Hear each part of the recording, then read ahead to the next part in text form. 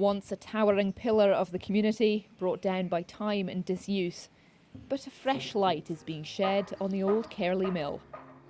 What we're going to do here is create the world's first, as we understand it, mountain bike innovation centre. So it's a centre that's dedicated to the cycling industry.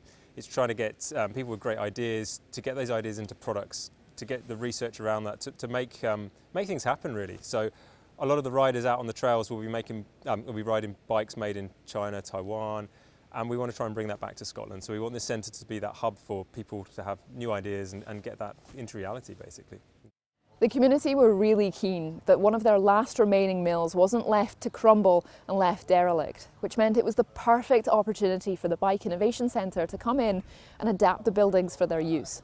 The buildings are all listed. We're going to be respecting kind of the form of the existing buildings, so keeping the three main buildings here.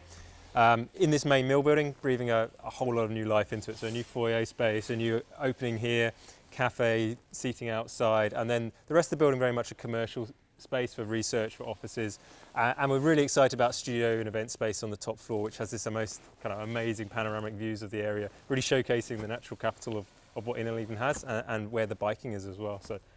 And the other two buildings, there's this big oil tanker there, and then the big sort of wonderful red brick mill. Yeah, so the chimney's staying, and we're going to expand this building here to create the lab spaces for Edinburgh Napier University. So really excited about the offering that they're bringing to this, and those labs are going to be cutting edge technology, research, development.